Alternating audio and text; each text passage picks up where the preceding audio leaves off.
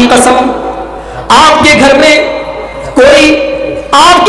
कोई दौलत हो या ना हो, आपका मकान आलीशान हो या ना हो, आपके पास दुनिया की दौलत हो या ना हो, कल अल्लाह की बारगाह में, कल कयामत के दिन जब अल्लाह पूछेगा मेरे बंदे तू क्या लेके आया है, अगर आपने कह दिया हाय अल्लाह मैं तौहीद की दौलत लेकर के आया हूँ, मैं ईमान की दौलत लेकर के आया हूँ, ये दौलत कल आपको जहन्नम की आग से बचाएगी। और आप करोड़पति थे, आप अरबपति थे, आप पाकुड़ के सबसे बड़े दौलतमंद थे, कल अल्लाह की बारगाह में जमीन भर के सोना भी आप लेके आ जाए, अगर आपके पास ईमान की दौलत नहीं है, अगर आपके पास तौहीद की दौलत नहीं है, आपको जहन्नम की आग से कोई नहीं बचा सकता।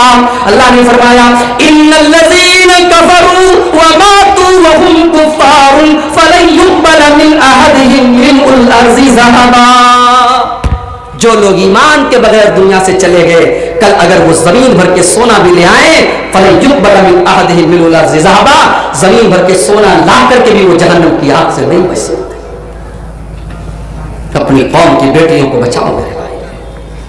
हम तो इतने बेगैरत हो गए, सिर्फ सूद ही नहीं खा रहे, औरतों के जरिए सूद खा रहे, बड़े शौक से आज गांव-गांव में ग्रुप लोन लिया जा रहा है, बैंक का मैनेजर आता है, बैंक का कर्मचारी आता है, मर्द खड़ा है, मर्द से बात नहीं करता, अंदर से महिला आती है, अंदर से औरत आती है, माँ आती है, बेटी आती है, बहू आती है, उसके हाथ से वो पैसा लेता है, उसके हाथ में वो पैसा देता है। ओ लोगों, हम सूद खोर हो गए, हम हराम खोर हो गए, और हम साथ में दयूस भी हो गए, हम बेगैरत भी हो गए। हमने अपनी बेटियों के जरिए सूद खाया, हमने अपनी बहुओं के जरिए सूद खाया, हमने अपनी बीवियों के जरिए सूद खाया। और लोगों, एक तो सूद इतना बड़ा गुनाह है कि कुरान कहता है फ़इन लम तफ़अलू फ़अज़नू बिहर्बिम मिनल्लाहि व रसूलिही।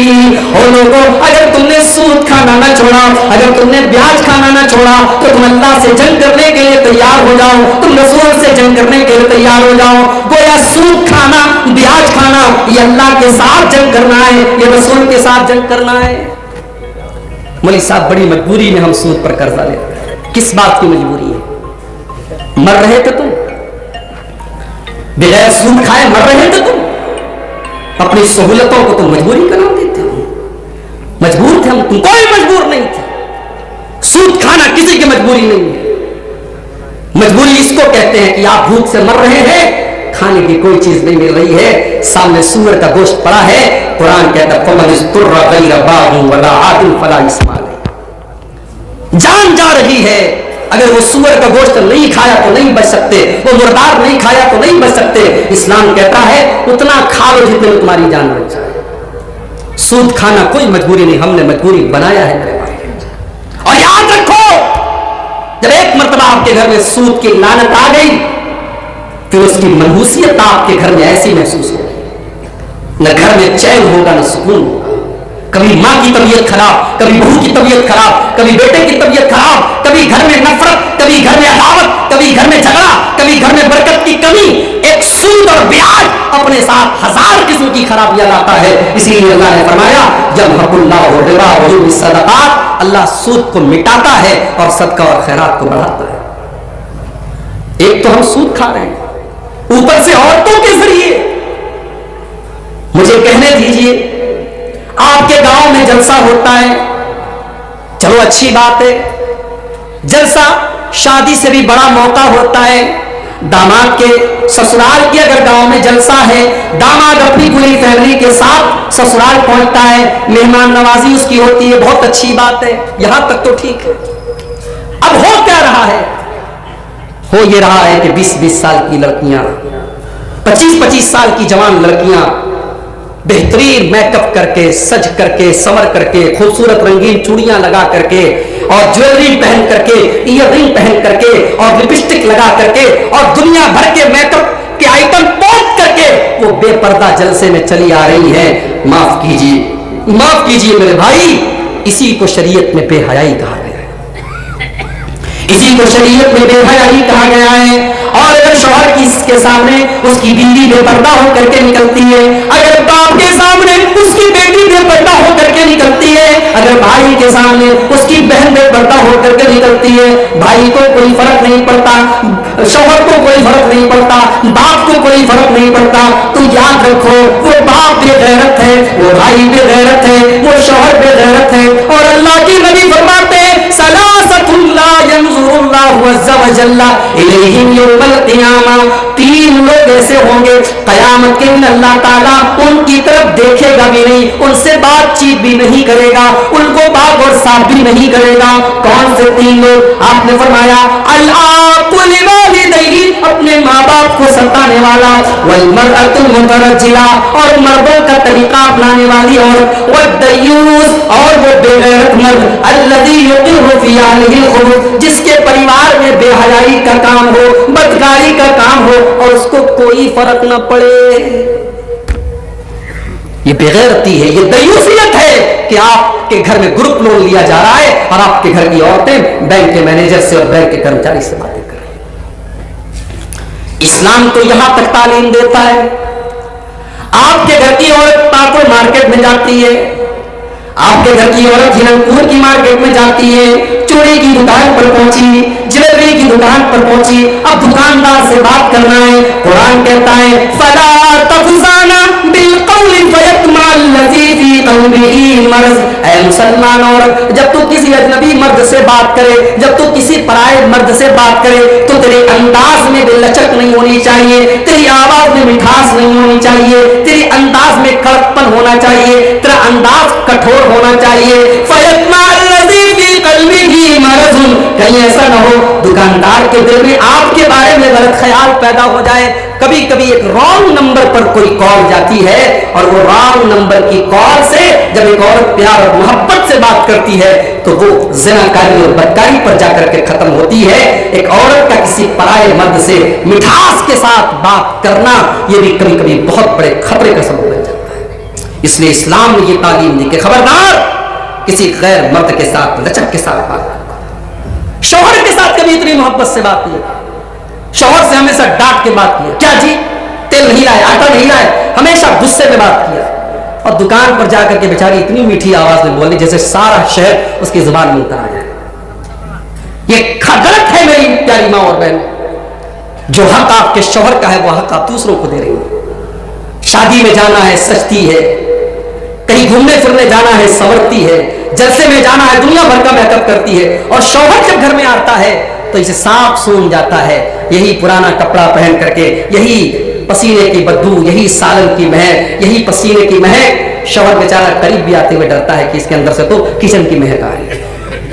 اللہ کے نبی سے پوچھا گیا اے اللہ کے نبی کون سی عورت سب سے بہترین عورت ہے؟ آپ نے فرمایا التی تسرہ اذا نظر، جب شوہر دیکھے تو خوش ہو جائے. زمانے کو نہیں خوش کرنا ہے، شوہر کو خوش کرنا ہے. اور مسئلہ یاد رکھو، یہ جو ٹائٹ لیگنگ ہمارے یہاں پہنی جاتی ہے، یاد رکھو میری پیاری ماں اور بہنوں، ٹائٹ لیگنگ پہننا جس سے آپ کے جسم کا بالکل پیر کی کا پورا شب نظر آ رہی ہے اور پیچھے سے عورت کی پوری کمر نظر آ رہی ہے، ایسی لیگنگ پہننا عورت کے لیے جائز نہیں ہے. آپ کا پائجامہ ڈھیلا ہونا چاہیے. لیکن ہاں شوہر کے لیے عورت بند کمرے میں کچھ بھی پہن سکتی ہے. شوہر اور بیوی کے درمیان کوئی پردہ نہیں. شریعت یہ کہتی ہے بیوی اپنے شوہر کو جس طریقے سے بھی رجھا سکتی ہے، آکرشت کر سکتی ہے، اٹریکٹ کر سکتی ہے، کھینچ سکتی ہے، اس کے لیے جائز ہے. شریعت نے کوئی پابندی نہیں لگائی ہے، کوئی لمٹ نہیں لگائی ہے. خوشبو لگا کر کے باہر نکلے گی تو اللہ کے نبی کہتے ہیں بچگن ہے، شوہر کے لیے خوشبو لگائے گی ثواب ملے گا. یہاں تک اللہ کے نبی نے فرمایا، یہاں تک آپ نے فرمایا کہ اگر کوئی مرد اپنی بیوی کو کھلاتا پلاتا ہے تو اس پر مرد کو ثواب ملے گا. یاد رکھو، آپ مدرسے میں چندہ دے رہے بہت اچھی بات ہے، مسجدوں میں چندہ دے رہے بہت اچھی بات ہے، لیکن گھر میں بیوی بچوں پر جو خرچ کرتے ہیں اس پر بھی آپ کو ثواب ملے گا. اللہ کے نبی فرماتے ہیں انک لن تنفق نفقۃ تبتغی بها اجرا عند اللہ، اللہ کی رضا کے لیے جو تم खर्च करोगे उस पर तुम्हें सवाब मिलेगा। यहाँ तक कि अपनी बीवी के मुंह में तुम जो लुकमा डालोगे उस पर भी तुमको सवाब मिलेगा। तो बीवी बच्चों का ख्याल रखो, वो भी उनका हक है, और बीवी को ये चाहिए कि शौहर को खुश करे। और बेहतरीन औरत की निशानी यह है कि शौहर कोई बात कहे तो माने। और तीसरी निशानी वला तुखारिबहु फी नफ्सिहा व मालिही बिमा यकरा, और शौहर के माल की हिफाजत करे और अपनी आबरू की हिफाजत करे। शौहर का एटीएम कार्ड हाथ में लग गया, अब शॉपिंग पर शॉपिंग कर रहे हैं। शौहर का पर्स हाथ में लग गया, अब पैसा जितना मन चल रहा है निकाल नहीं। हाँ, अगर शौहर बीवी की बच्चों की जरूरत का भी पैसा ना दे तो उसके पर्स में से आप पैसा अपनी जरूरत भर निकाल सकती है। अब मुझे नहीं पता कि मुर्शिद भाई और बड़तल्ला वाले दोबारा बुलाएंगे कि मौलवी साहब आप हमारी औरतों को चोरी करना सिखा के जा रहे हैं, लेकिन चोरी कर सकती है अगर शौहर कंजूस है। अगर शौहर कंजूस है, बीवी का हक नहीं दे रहा है, बच्चों का हक नहीं दे रहा है। हजरत अबू सुफियान की बीवी हजरत हिंदा रजी अल्लाह ताला अन्हा अल्लाह के नबी के पास आती है, अरे अल्लाह के नबी, मेरे शौहर अबू सुफियान बड़े बखील हैं, कंजूस हैं, मुझे और मेरे बच्चों के खर्च का पैसा नहीं दे सकते हैं, अगर उनको बताए बगैर मैं उनका कुछ पैसा ले लूं तो क्या मैं ले सकती हूं? अल्लाह के नबी ने फरमाया कि तुम अपनी जरूरत भर ले सकती हो, जरूरत भर, अपने हक भर बीवी शौहर के माल में से पैसा ले सकती है। मगर ये इतना लेती है कि जब नोटबंदी हुई तब रास खुला। नोटबंदी में ऐसे गड़े खजाने निकले साहब, 1-1 लाख रुपया बीवियों ने छुपा करके निकाला। शौहर बेचारा माथा पकड़ के बैठे, इतना पैसा तू रखी थी? शौहर बेचारा कर्जा ले रहा है और बीवी ने 1-1 लाख रुपया जुटा करके रखा है। बहरहाल ये भी होता है, औरतें थोड़ा सेविंग करने वाली होती हैं, उनको पैसा बचाने का भी थोड़ा शौक होता है, कुछ को बचाने का शौक होता है, कुछ को उड़ाने का शौक होता है। बहरहाल अल्लाह के नबी ने फरमाया कि बेहतरीन औरत की निशानी ये है कि वो अपने शौहर के माल की हिफाजत करे और अपनी आबरू की हिफाजत करे। तो ये हालात है मेरे भाई, बेगैरती और दयूसियत आज हमारे समाज में।